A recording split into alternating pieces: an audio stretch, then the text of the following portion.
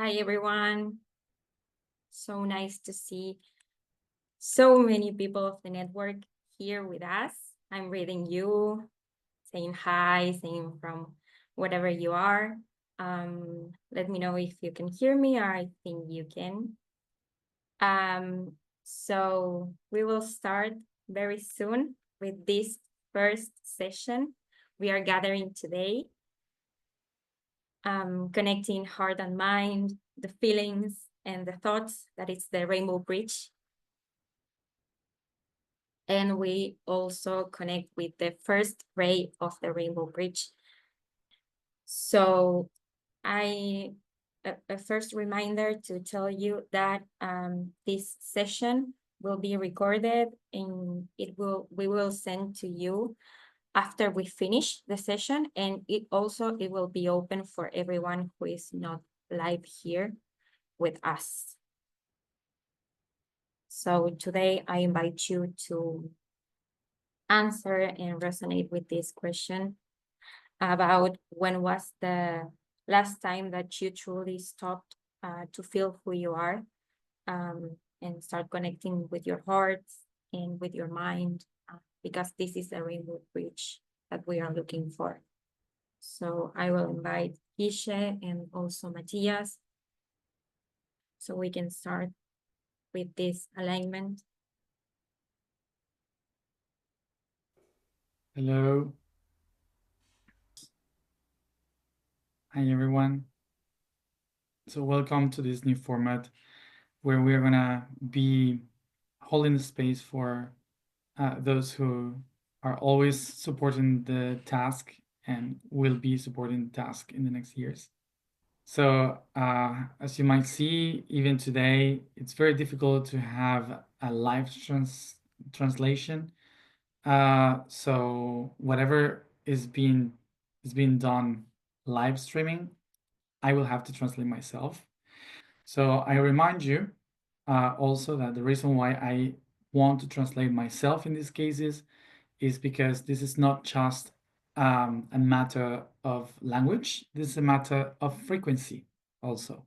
So, of course, it's very important for my frequency to get to everyone when I do a meditation or an explanation. Hi everyone. So I would like to start with a short explanation of why we are building this rainbow bridge, and before the alignment on balancing that rainbow bridge within us, which of course it will take more time than just one session. So the first thing that we have to have in mind is that when we think about rainbows, we usually see half or just a slice of what a rainbow actually is. So I was having a conversation with someone that showed it to me very graphically, and I would like to share that with you also. So when we see a rainbow, we usually see half, which is just a bow. Okay, that's why we call it rainbow. So of course the rainbow is not just a bow; it's a circle. We can see a circle, but usually because we see the light of the rainbow when the sun is setting or rising, that's the best moment to see it.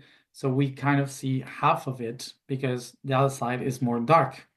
It's close to the ground. So because of the perspective, we cannot see the other side. But the truth is that there's no rainbow outside.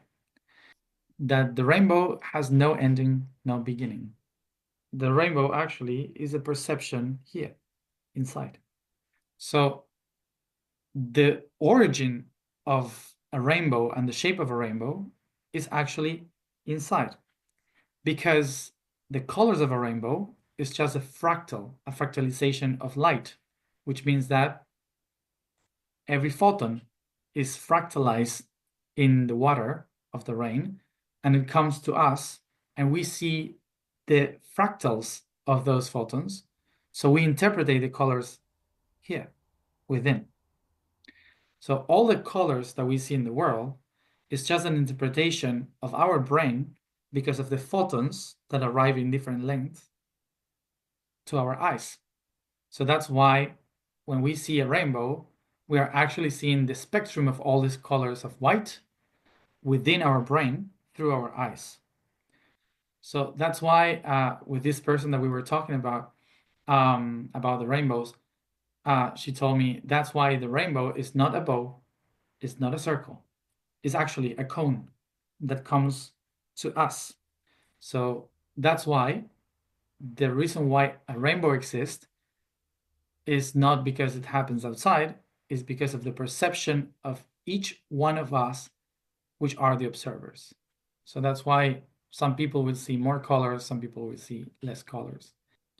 So if the rainbow we can only see because it's an interpretation of the colors in our brain when the photons come through our eyes, this means also that all the colors that we see in the reality are actually a reflection of photons, which means that everything that we actually see is not actually as we perceive it, is just our brain interpreting how they look like. So because we all come from unicellular beings that started to absorb the light and try to interpret the photons. So now everything that we perceive looks like similar. We kind of say we all are seeing the same thing, even though we are perceiving different things. That's why the interpretation of things, the perception that we have of reality, is only here in our minds. And through millions of years, we have built up all these perceptions, and we started to call them reality. And therefore, they become our reality. And we start to defend that reality. So some of the things that we have heard, for example, is to say, I only believe what I can see. But today, through science, not just spirituality, we can understand that everything that we see actually doesn't exist. So it is just a perception of the five senses that is right here inside. So what this means, that our inner being and our outer being is just a fractalization of only one thing, let's say a photon, that fractalizes itself into many other options. So in the same way as outside we see a rainbow, within we see chakras. So in the same way as we can see outside this reality with its many colors, within we have our organs with different colors. So that means that within our own being, we have a huge fractalization of perceptions. Perceptions that we believe they are our reality, but they are just a perception of the mind. So if we leave our mind to work by itself without any purpose, it will start to create realities and believe anything that is around. So the mind is trying to find a balance in between all of that. So what does the mind do in order to not to get crazy?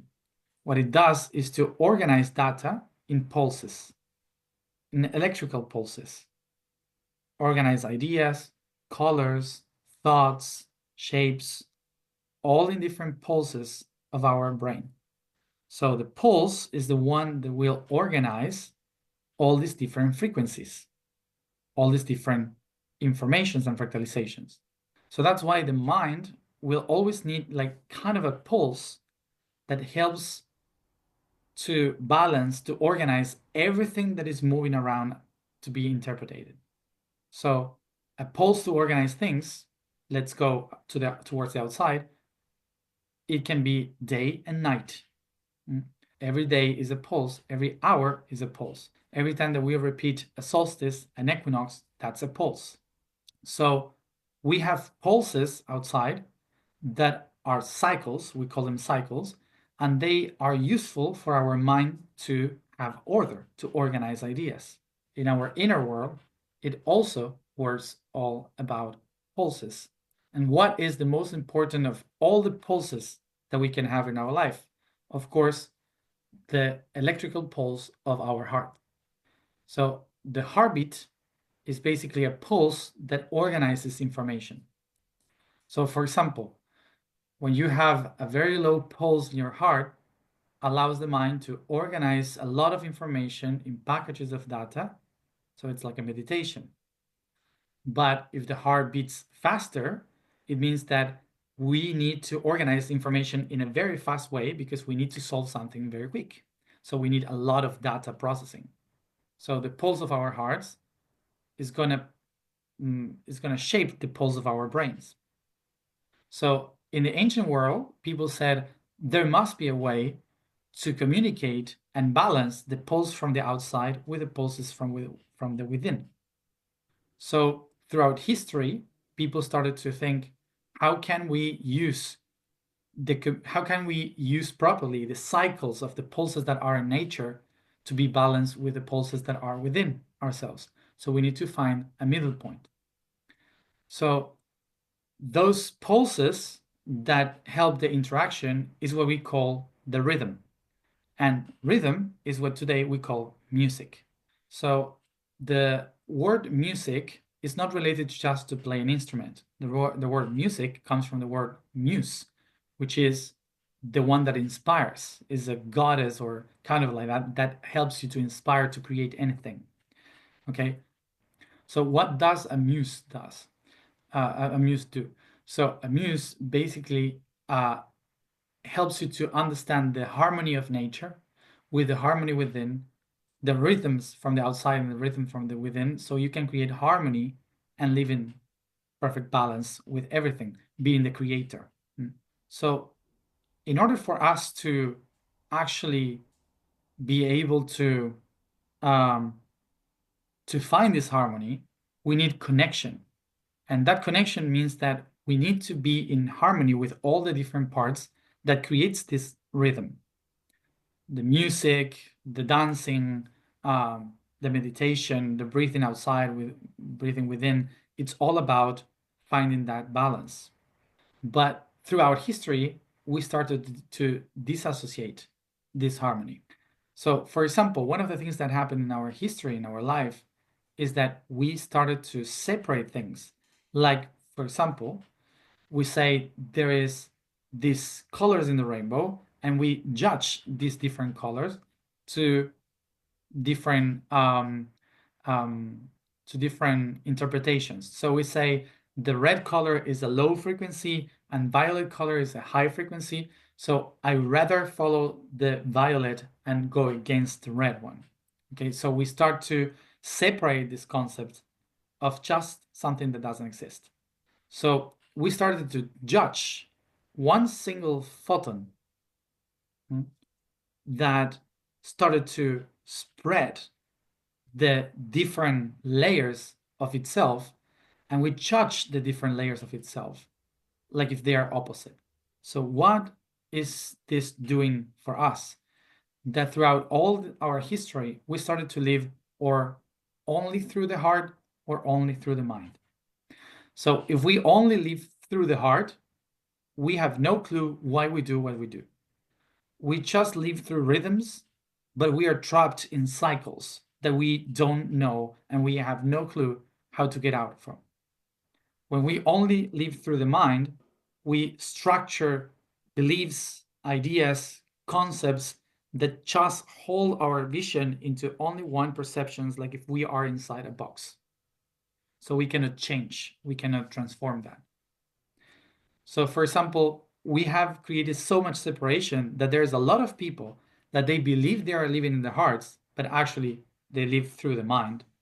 And there's a lot of people that are living through the mind that think that they are in the heart.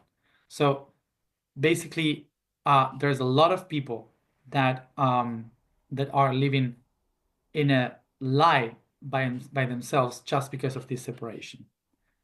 So this is something that I have been saying constantly in our talks, which is like in the world of spirituality, a lot of people say we have to be more in our hearts, we have to go to the heart.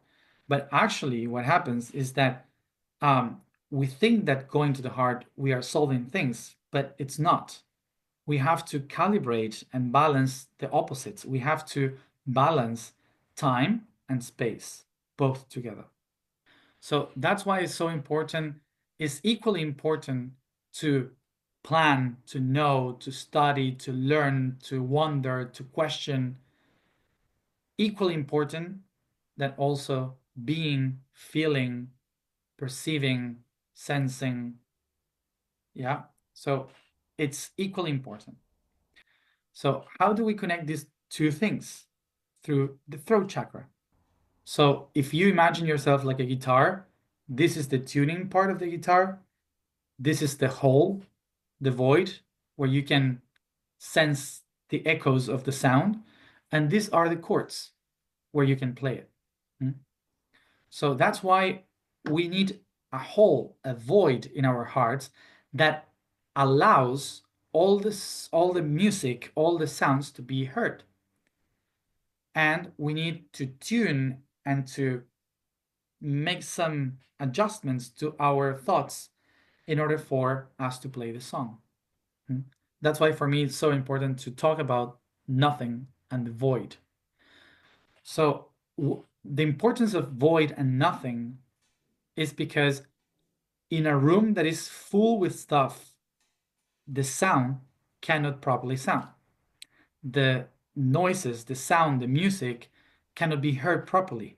So you need to empty your heart from all the things that you have been accumulating. A full heart doesn't allow the new songs to be played. You need a void in the center to allow the chamber to resound. Okay, that's why the void is so important, to be open to anything. So once we empty our hearts and we adjust our minds, that's the moment when we can start feeling our own sound. So this inside is the rainbow bridge. So that's what it means, the rainbow bridge. The rainbow bridge is I absorb all the colors of the perception. I realize that the perception is within me. I organize that into the right rhythm, and that will allow me to express a truth. In the meantime, we live in distortions. So humanity represents the mind of this world. We are not the heart of this world. We are the mind. So we are the mind of Earth, and the rhythms of Earth, solstices, equinoxes, the moon, the times, those are the rhythms of the heart of Earth. So we are the mind of a being that we are part of, but we separate those concepts like Earth and humanity. So that's why what we have to do is to balance our minds as humanity and create a rainbow bridge to the heart of Earth. So in every solstice and equinox, we can balance time and space in these frequencies. That's the task of Holi Nada, and that's the task of the rainbow bridge. So that is the task of the rainbow bridge, to balance the subconscious with the unconscious so we could express the conscious. So that's why it's so important for us to understand this through the mind. And once we understand this, we can go to our hearts and start to balance this. So this is not a spiritual thing. Let's say this is not a spiritual task. This is an adjustment or tuning of the instruments that makes the planet work. Okay, so this is why we are starting our practice on how to do it. So thousands of people did it throughout history. There's no one way to do this. There are thousands of ways. So that's why what we are doing here is basically to start to tune in one of these ways, so each one of you can find your own way, so we can all start to play together and to tune in together. So that would be the intention. I hope it was clear. Of course, we are going to go deeper in each one of these topics. So of course, we are going to keep on going on practicing this. And of course, in Mexico, we are going to do a practice all together on how to do it, how to start doing it.